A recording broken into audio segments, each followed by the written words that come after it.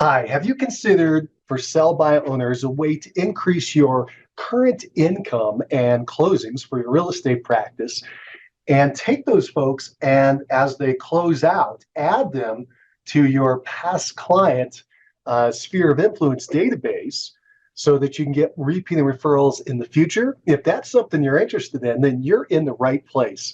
Hi, I'm Mike Cerrone, and welcome to the Referral Mastermind Call. Today, we're going to be talking about three topics, as we typically do. One, we're going to open up with a new idea, and today it's going to be talking about for sell by owners. And two, we're going to be talking about anything that could help you get more repeating referrals from your friends, family, and past clients. We'll open up into a open mastermind session at that point. And three, we'll talk about anything that could help you to generate more business for your practice, your real estate practice, in any way that you would like to talk about. So those are two open sessions at the end. First, we're going to get into today's hot topic. And by the way, I kind of move quickly today, so it'll be a little shorter session than normal. But we're going to go ahead and jump in. The first topic is for sell by owners. So as we look out into this market, we're sitting here, by the way, in late March of 2023, and we've got a lot of turbulence in the market, a lot of confusion, but there are opportunities in all these changes. You just got to look for them and see where they are. And one of the hot opportunities right now is for sell by owners, because when the market was super hot and on fire, they believed that they could sell no problem, and maybe they even could. Question, of course, always is what would they net out, and would it be as high as getting full exposure to the market through a real estate agent? But they don't know what these challenges are. Let me just go back to that concept real quick. When there was a really hot market, they felt very confident that they could get their home sold by themselves. However, now that the market has taken some changes and slowed down a little bit, depending on where you are in the country, different markets are reacting differently, but a lot of them are basically slowing down. No longer are we selling properties in 24 hours. Now it may be taking 24 days or more. That's where we're seeing ourselves. And the FSBOs are experiencing this as well. They thought they would pop a sign in the yard and immediately get 28 buyers to rush in, and they could figure out how to put some kind of deal together and get it closed. And now that's changing. They're kind of lonely, right? They didn't get what they were hoping to get. Their expectations for what would happen when they put that for sale sign up has not occurred. And so they are now very open, especially after if they've been sitting around for a day or two or three or four, a week, a month. They're now open to talking to a real estate agent. In fact, let's bring that up real quick. NAR, National Association of Realtors, does all kinds of studies. And one of the studies that they've done recently, they discovered that only 11% of the people who put a for sale sign in their yard, for sale by owners, and want to sell their property on their own, only 11% of them are against dealing with a real estate agent. Think about that for a minute. If we flip that around, that means that 89%, basically 9 out of 10, are happy to deal with a real estate agent. It's just that their typical expectation at that point is they're like, well, I'll deal with a real estate agent and I'll pay them the co-op commission, or basically half the commission, and I'll keep the other half for myself. That's a good sign, because that means if they're willing to pay a real estate agent, let's just start with that. They're willing to pay a real estate agent, which means if they're willing to pay a real estate agent this much, they're probably willing to pay a real estate agent this much if they can see the value of what that would do for them and the benefits as far as speed, accessibility, make sure they stay out of legal hot water, etc. So there's a lot of benefits to them to start looking at this. They just have to be exposed to it. Another thing that NAR shows us in that they do an annual report, and I think that I mess up the name all the time, but I think it's home buyers and sellers. It's the profile of home buyers and sellers. And in there's all kinds of amazing data. You should go check it out. They do a summary that you can get for free, or you can buy that report for a couple bucks if you're a realtor, and a lot more if you're not. But anyway, you can get access to it. And what's in there is a lot of cool stats. One of which is they go out there and they check out what is the difference between someone who sells sells on their own or sells with an agent. Is there value there or not? And what they've discovered over the years is there is, and the amount of value fluctuates all the time, but they're constantly checking it out. It'll typically be around the 10% mark that an agent brings an extra 10% over a for sale by owner who doesn't have an agent. And then that gap sometimes grows as large as 15, 20, and even 25%, which is kind of mind-blowing. You're like, well, how does that happen? And the answer is because the for sale by owner can't expose the property to the entire market. That's one of the biggest reasons. Supply and demand set a price, and they can't get the demand high enough by exposing to enough folks like a real estate agent can through their networks and their systems. And so that's what creates that gap, number one. Number two is negotiation skills. For sale by owner doesn't know whether they're getting a good offer or a bad offer. They don't have anything to compare it to because they're not in the market all the time. By the way, these are all smart people. It's not that they're not smart. It's just they don't have a reference point for what to reference that and know whether, again, it's a good or a bad deal and how to push and negotiate for more. They don't have negotiation skills to know how to push back and negotiate for more. And maybe they do it from another industry, but it's not likely. And so there's a lot of reasons why there's this gap. The other thing is this.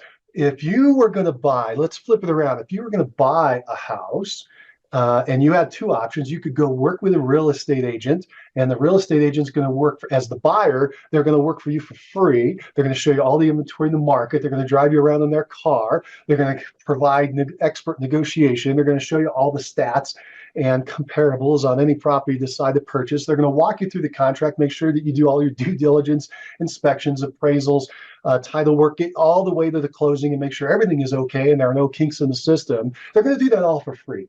Or you could go over to for sale by owner as a buyer and represent yourself and do all those things yourself and really not know if things are going to work out well or not. Why would you do that? There's really only one reason as a buyer you would do that, is that you as the buyer want to receive some of this commission for doing some of that work. And so therefore you want to get a deal from that for sale by owner. You want to offer a lower price and try to get some of that value for yourself because you're taking these risks and these chances. And so what happens then is a lot of for sale by owners end up getting lowball offers, or offers that they would get a lot less than they would if they were fully exposed and fully represented by an agent. So all these factors are going into why there's this gap. So the for sale by owner wants to make more money like everybody. They want to net more money like everybody. It's just they don't recognize that they have these challenges. And so if you go into this market, that's part of the process that you have to go through at some point with them. Now, there's questions about when you bring this up. That's a different talk. But they have this problem, they have this need, and you can help them with that. So that's kind of this cool opportunity with for sale by owners. And there's a lot of folks in that zone right now that need our help. And they're great properties to list because they've raised their hand and they've said, I want to sell my house. All right. So if you're looking out at your city or your town and you're trying to figure out who's going to sell their home next, well, for sale by owner said, I'm one of those people. So now you can focus all your attention on them. That's another reason why they are so phenomenal. All right. The question then, though, comes, how do you reach out to them? How do you go approach them? What do you do? There are multiple methods. Let's go through mediums first. The idea of the medium is, how are you, the funnel or the pipeline is the way I kind of think of it to get to them. Examples are, you call them up on the phone. You can go knock on their door. You can send a postcard. You can send an email if you have an email address, or a text message if you happen to have that ability. There's different ways, mediums that you can get to them. The primary ones, though, are, let's go through them in ranking. What's the best? The fastest is to call them on the phone, okay? The quickest result one is to knock on their door. And then the easiest one to do as the agent is to mail out a piece. Mail them something or send them something by email if you have that. And it depends on your personality and your style and what you're comfortable with. But again, keep in mind, if you're able to go out there on the phone, that's going to be the quickest and have the most results immediately. The next one would be knocking on the door. It just takes a little while to get to the house, but you knock on the door, boy, you're right there. You are able to see all their communication and reaction, and you're able to talk immediately to them. These two-way communications are excellent for reading what's going on with that for sale by owner, what their objectives are, what they're trying to accomplish, and if you can help them do that, then now they're more likely to want to talk to you. Now, you can also do this, though, if you're scaredy cat, like a lot of us are, and you're scared to call on the phone or scared to knock on the door, there's this alternative, which is the mail. And you can go out to them and mail, say a postcard would be excellent. You can do a letter as well. Letters have to be open, so postcards are already open. That's why they have an advantage. And people probably say, well, what do I do? What's the approach? I'll give you two quick answers here on the approach itself. There are direct and indirect approaches. So the direct approach is you walk right up to the door and say, hey, I'm a local real estate agent, and I noticed you have your home for sale, and I'd like to help you with that. I'd like to apply for the job of helping you sell your home. And they're going to say, well, whoa, we want to do it on our own. True. But here's the crazy part. A lot of them are going to say, oh, well, good. I've been looking for a real estate agent, and I didn't know what to do, so I put a sign on the yard. I know that sounds insane. I heard that like 25 years ago from Mike Ferry. I'm like, that's crazy. But that's exactly what happened. I remember so vividly this lady. I can still picture the house in my mind. She was sitting on the kind of a front side of a hill in our area and had this kind of a raised ranch. And anyway, she had a for sale sign there, and I went and started talking to her, and I said, hey, would you like a professional agent to sell this home for you? She said, yeah, that's what I've been hoping for. I just didn't know what to do. her husband had passed away. She was trying to figure out what to do, and she had this sign that was sitting in the garage, and so she just kind of threw it out there on the lawn. And here, luckily, I knocked on the door and said hello. So that's, believe it or not, there are people that are doing it for that reason. Now, they're on the other end of the spectrum. There are people that would never hire an agent ever. Remember, that's only 11%, or that's the people that don't want to. And that's okay, too. You don't know until you go chat with them. But remember the direct approach. We were talking about the two approaches, direct and indirect. So direct is, hey, I'm here. I want to list your home. I want to help you sell this home. And then you talk about the reasons why, and you kind of do modifications of your approach, but it's very direct. The indirect approach is, hey, I hear you thinking about selling your home. That's awesome. Let me see if I can help you do that. Is there anything I can do for you? And you basically just want to befriend them and watch them go along this process. And eventually, depending on who they are, within a couple of days, a couple of weeks, or a couple of months, they're going to wake up and go, this is not working out the way I want. I think I need some help. And Sally has been really friendly to me. So I think I'll call up Sally and ask her to come over and present to me and see what she's got that could be better than what I'm doing now. Okay, because Sally has been befriending them and helping them along the process. So those are kind of the two approaches. And in the past, one of those two approaches, I've used both. The befriending one works really well for the softer approach as far as the medium, like through the mail. So in fact, I'm going to show you real quick, if I can get it up, a postcard. And hold on, I'll answer your question in just a second. Thank you for typing that in. Let me just show this real fast. I'm assuming I can get this open. And boom. Okay, so let's see if we've got that there. Hopefully my screen is visible. Anyway, this is this quick idea of sending out a postcard to for sale by owner. Get the listing. All right, so let me show you this. It's what I really want to show you, and that's this. This is a postcard, an example of it. For instance, we have a postcard system that you can get, that you can start reaching out to all these people. We're actually promoting that right now, and it's a 6-week program, and this is one of the postcards. But this explains this idea of, hey, you want to be their plan B. You want to be their backup plan, because eventually most of them are not going to sell, and they're going to be looking for options and alternatives. And so you just come in from that direction from the very beginning. So you say, hey, do you have a backup plan? And they got this picture of the plan A, plan B. If you don't sell your home yourself, I want to be your plan B. I'll step in and get it sold fast and for top dollar. I want to interview for the job of selling your home. So, hey, call me today for a free selling consultation, and here's the phone number. So that is an example of a postcard that you can use if you're going to take this secondary approach where you're going to befriend them, this indirect approach where you're going to befriend them and you're going to be hanging on the sidelines waiting for them to say, hey, I'm done, coach, call me in, bring in the A team. I'm ready to get somebody to come in and help me out here. And I'm glad I tried it, but I'm ready to do something else. So that would be a quick example. Just want to show that to you. Hopefully that was helpful. All right, cool. Let's keep going down this line. We're about to wrap up this section, by the way. Got to hustle. So we got FSBOs. We talked about direct and indirect. We gave you an example of a postcard. For scripting, I think I already actually gave you an example of a script at the door. Let me look at chat. And Tatiana, hey, good to have you back. Let's see, we got, what do you do if a FSBO says, no, I'm not interested. I had 20 other agents call me. There's a lot of different ways to handle that. But basically, here's a good one. You say, really? You only had 20 agents call you? I mean, in our local market, there's like, whatever it is, 1,000, 5,000, 10,000. In my area, it's over 10,000.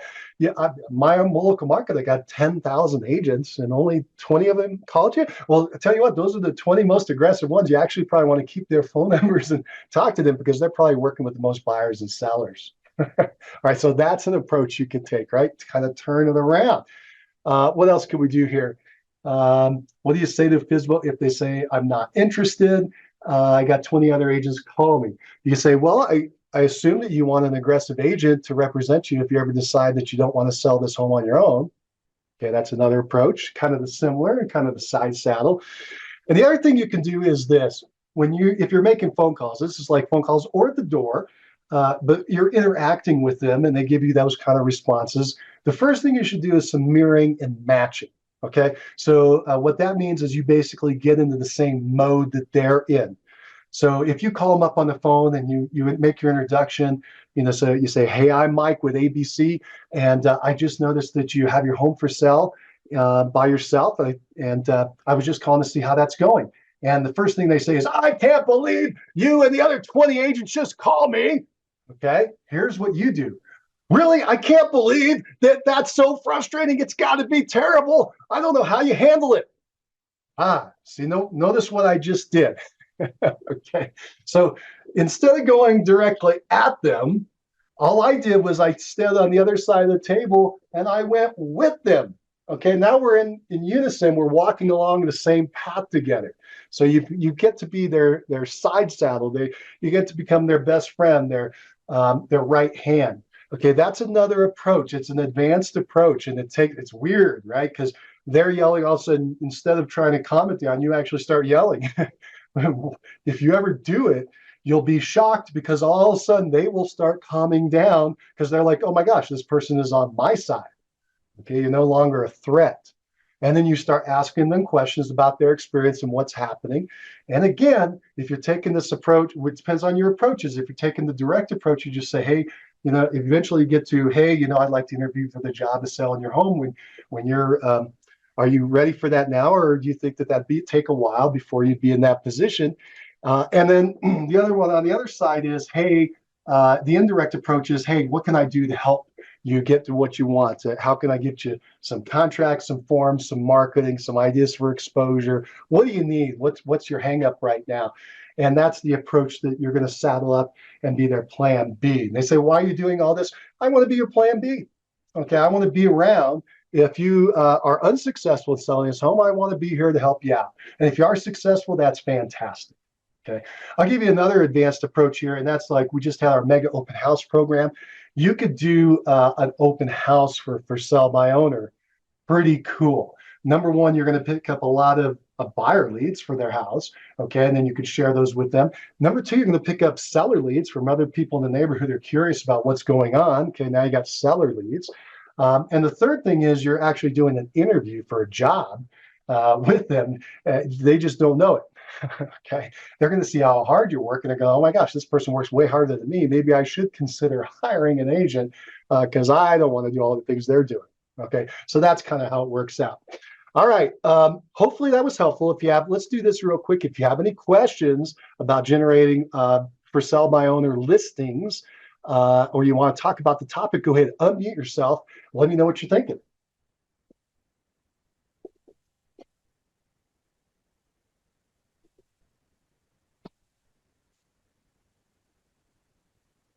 All right. Let's do this. Let's switch gears and let's talk about um, repeating referrals for your practice. And is there any area that you need some help with, or you're questioning, or you're trying to work on, want to get a second set of eyes on any of these things where we can help you narrow in on repeating referrals for your friends, family, and past clients? Any questions you have, issues you have, even successes that you've had you'd like to share, go ahead and unmute yourself and let us know what you're thinking.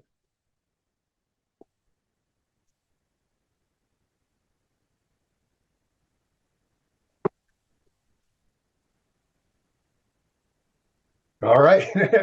Oh, Tatiana, do you have something? I saw you unmute yourself, but I can't hear you yet.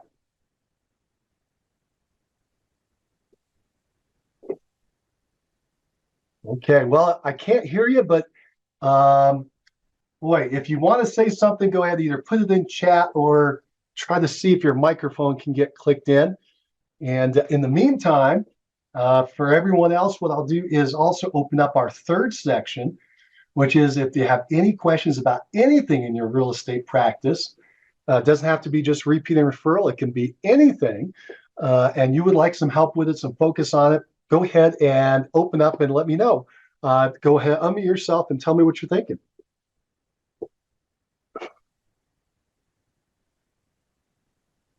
Okay. So, and I'm looking in chat because looks like Tatiana's having some trouble with her microphone. You have a question about your community. Very good. Tatiana, go ahead and type that in, or maybe you can get your microphone working and we'll try to chat with you. And if anybody else has anything else to say, that's cool while she's typing that in.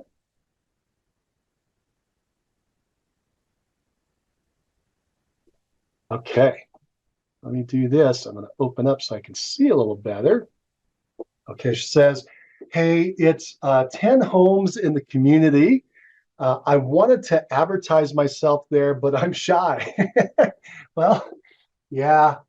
Um, this is actually pretty interesting because you do have to know yourself and your own personality to figure out what is the best approach for you in the business. They're basically, as we were just talking about with for sale by owners, there's two approaches to the business. One is where you kind of reach out to people and you go meet them, right? If you're very outgoing, that works very well. Okay, you go out and you just touch a lot of people and you meet them, but that may be uncomfortable for people. And the other is where you get people to reach out to you. Okay, they come and grab you by the collar and ask you to chat with them. And along those lines, let me just mention the DISC profile. If you want to find out which person you are, the DISC. Um, if you want to figure out who you are, you need to go check that out.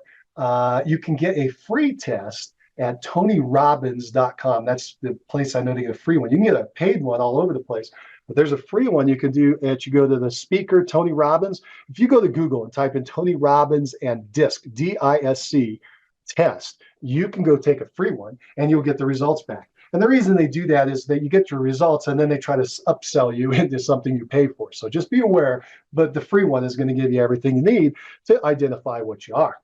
And so Tatiana says, hey, I'm a D. I'm a D on the profile. And D is a driver. That's somebody who goes out, they're very aggressive and they want to make things happen. They're the kind of people to get things done. They're very bullet point oriented. They're very short as far as they don't have time to mess around with extraneous things. They're very focused. And you got to know who you are because that will apply to what kind of reach out you do or what kind of business you do. Then you have I's, by the way. They're very influential. They're social butterflies. They like to go talk to everybody and get into a big group of people. That's very comfortable for them. Okay, those are the DI. And then the S, they're social, but they're more security oriented. Okay, security oriented, where they like to be in a tight knit group like a family. They're very protective of their family, really good in that setting, be able to do whatever it takes. They're very loyal. They're going to take care of that family unit or a very small group of friends. but they have a hard time, say, expanding out to a large group of people they don't know, but they're very good with their a close-knit group. And then you got C's, which I call calculators. They're very analytical. They like to crunch numbers. They like to get all the facts and figures, and that's kind of the C's. Okay, and you got to find out where you fall in there, because if you're a D or an I, then it's going to be very comfortable for you to do the reach out thing. Okay, especially if you're an I. But the D's too, because they can handle that rejection that they may run into, right? They're not afraid of that. So they can reach out to that. The S's and the C's, they're paranoid of the rejection. And so they need people to reach out to them. And so in general, the I's and the D's can do prospecting, whereas the S's and the C's need to do marketing. Okay, lead generation through marketing or lead generation through prospecting. So you kind of got to know where you fall on that spectrum, so that you know what's comfortable for you. And then, by the way, there's advanced uses of this for how you're going to deal with people you run into, buyers and sellers, and you can then chameleon and start talking to them in their language, and now they really like you.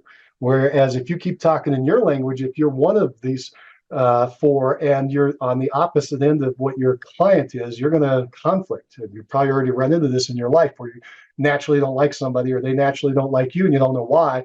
It's because of the personality conflicts of how you like to learn and talk and communicate.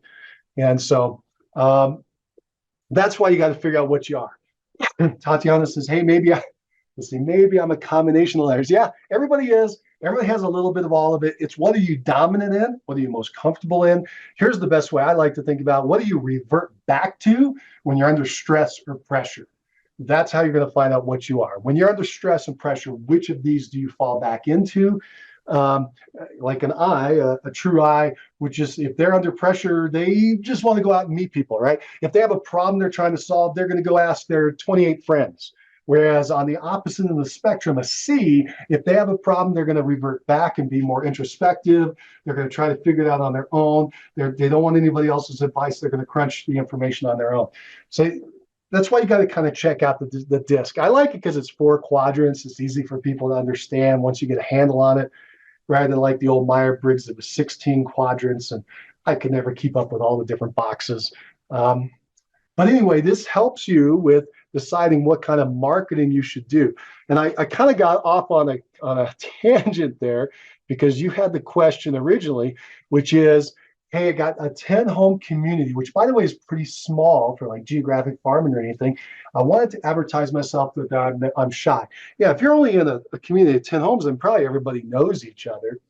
And it depends on your personality profile. Like if you were an I, you would just knock on everybody's door, introduce yourself, and give them a card and say, hey, I'm in real estate. I just wanted to make sure you knew. You ever thinking about buying or selling? By the way, are you thinking about buying or selling? Do you know anybody who is? Now, that's very comfortable for an I or even an ID. Whereas an S or a C would do things that are more passive oriented. So they might do a marketing piece, a postcard, a newsletter. They might say, get on the board of that community to try to figure out what's happening there. They might put a posting if the community has a little newspaper, a newsletter, website that they might put a little posting there, marketing their services. Here's another good example. In a small community like that, an I would throw a big party. They throw a house party and say, hey, come on over to our barbecue. I want to meet everybody, right? That's a very I thing to do. Whereas the C would not do that. The C would maybe write them a letter. Hey, I'm your neighbor. Just want to introduce you to what's going on. I want to introduce you to myself and tell you I'm in the neighborhood, that kind of thing. All right. So hopefully I don't know if I answered your question. If I didn't, type in some more into the chat to give me a couple more details. And we'll try to get some answers for you. And let's see. Maybe this says there's a new message. Let's see. Oh, you betcha. I'm glad that helped a little bit. Cool. All right. Does anybody else? I'm on a shorter time frame today, but I do have a couple more minutes here. Does anybody else have anything else they would like to say, either on what we've talked about so far, helping anybody that has mentioned anything, or anything else to help you with your real estate practice? Hey, Dave. Do I see you there? How's it going, buddy? Can you hear me? I can. Tell me what you're thinking. Okay, this is a little bit different topic, maybe. I don't know, but last year wasn't such a good year. I did things that maybe I shouldn't have done, like, whatever. But anyway, one of the things I did, I was with an office for 16 years. And there was a guy advertising for agent, and I talked to him a whole bunch about everything. And it was a smaller office. The office I was in, 6,000 agents, Wow. 6,000, right? Yeah. So it's kind of like after 16 years, they don't even know me, right? It's kind of impersonal, right? Sure. I don't know. I'm not saying anything bad against it, but anyway, the point is, I went to this other office, had 100 people, and I thought, well, you know what? It's going to be more like a close knit family and whatever, right? But it turns out, I mean, I think it's a nice guy, nice office, nice everything. But the other company had a website that you could do all your forms and everything with, right? They have courses, they got everything. They got meetings, they got Zoom meetings, they got everything like that, right? I guess they have to have 6,000 agents. This guy, nothing. Sure. What happened is, I mean, okay, I'm not a new agent, right? However, I am a new to his office. Like, Right. I sort of have to know what the procedures are, whatever, right? And he had one meeting, and I'm not going to make long, but he had one meeting it's October. I went there and I thought, oh, good, you know what we're going to do? We're going to talk about how to help the public, right? Like, because they're in confusion, they got lots of stress and everything else, and see if we can, whatever, like that, right? He talked about a condominium project, and then there was a follow up a couple of weeks later. Come back with all your customers, and I didn't. What's the word? So I didn't confirm it. I just showed up. I'm the only one that showed up, right? So Oh, that's it. That's the whole cohesion of the office. Totally. so you're missing the community. You're missing the community of the old office where you had a lot of resources and community. Yes. At the same time, I was involved with a financial business that had Zooms every week, or maybe once or twice a week too, right? Exactly. That's what happened. Okay. So just to make it right to the point here, um, they have a university, like it's so and so university, and but it's separate. It's separate, right? So I was trying to sign up for that, and I didn't have the credentials or whatever, and then I called them and asked them for credentials. They got laughed at me, right? You know what I mean? Like whatever, like that. So my point is, obviously we went through Zoom, we went through all these different ways of doing business and everything else, like, we call it web form, whatever. Anyway, okay, right to the point now. I've been there for a while. Now, mind you, I do other things, whatever, and I wasn't feeling good for a while. But the bottom line is, I think I don't like, guy's a nice guy, he's a nice office, everything. But the thing is, he didn't seem to be communication, and maybe all the other agents just do their own thing, right? But I just need a little bit of guidance. So I'm thinking about changing offices. That's the bottom line. Are you going to go back to the original office? Are you looking at a different one? No, what happened is they were charging me a fee to leave, and I didn't like it, so I gave them a not very nice email. So I don't think that's even an option. No. They might be open to it if it's. Yeah, I know. I sort of tried. I didn't do it so directly, but I sent them a note, whatever. But anyway, okay. So the company I'm with is a franchise, but it's not right in my area. But there is an area. There is an office in my area. There is a franchise, and I talked to them, and they're much more supportive, right? But okay, so you're gonna say, so if they're more supportive, that's what you want. Why don't you just do it, right? Because I'm afraid that, like, I'm not afraid, but well, a little bit. I guess that I don't want to go there and look like an idiot, right? Because some of the stuff I should have known because I wasn't paying attention during the what do you call that? COVID. Yeah. Yeah, COVID. That's right. It's during the COVID, right? Sure. And and there's another company that they actually, like, we have an employment thing, and it's called Indeed. Maybe you have it too, right? And he contacted me through the email, and he has an office, but he also has rentals. And the idea is, if you do rentals, they're easier, faster, and they usually don't have an agent, right? And so you get a chance to build up a thing like that. So those are the two ones I've been, considering, right? Dave, I know you've been in this industry for a long time, over 3 decades or 3 decades plus. And Uh-huh. so I know that my belief is you have the answer inside you. You already know what you want to do. You're Okay. just feeling a little lost right now because you're not on stable ground. So Mm, um, I think you just got to do a little soul searching. First of okay. all, you're going to come up with the right answer.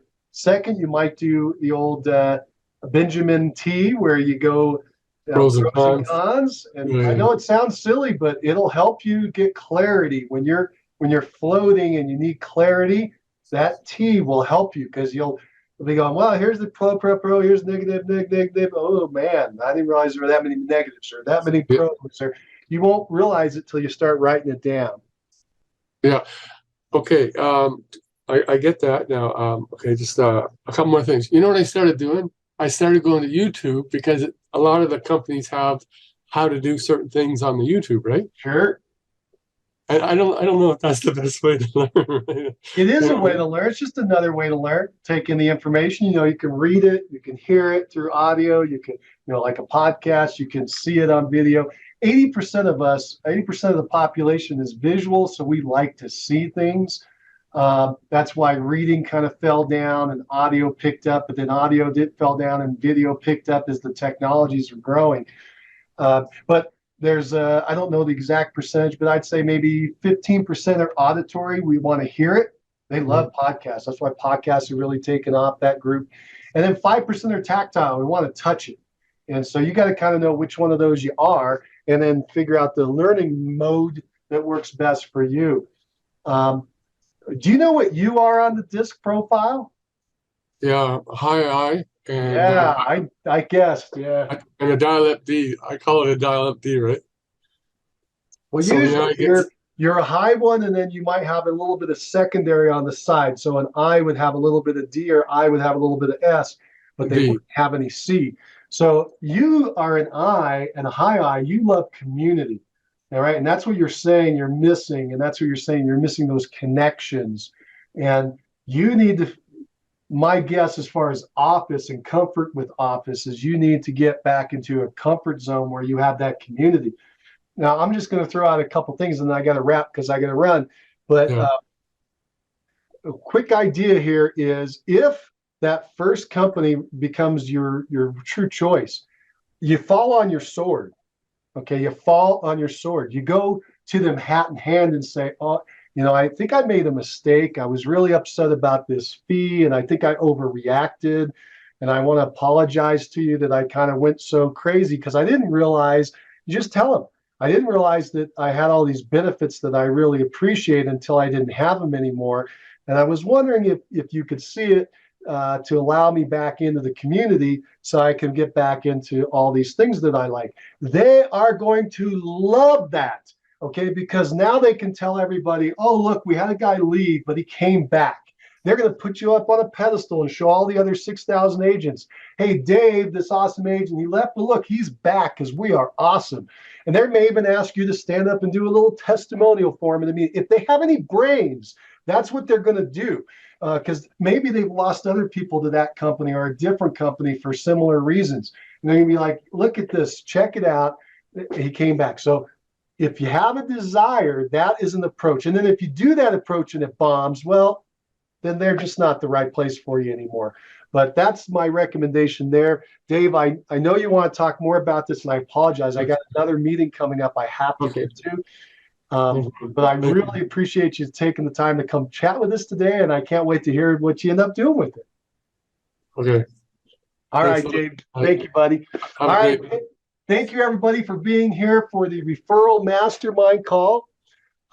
Really appreciate you being here. And again, if you want to hear any more of this one, it's going to be posted out on YouTube at Mastermind Agent Network. Just go into the Referral Mastermind Call section and you'll see this. I can't remember if it's up or down chronological. You might have to scroll to the end to find this one, but it'll be there and also be out on our Facebook group. Again, hope you come back. I'm thinking about changing the time next week. I'll let you know by email if we do. If I do, it'll be an hour earlier. But I'm trying to decide on that one because I have another conflict issue. But I'll keep you guys updated. Again, thank you so much for joining us on the Mastermind. Have a great week. Take care.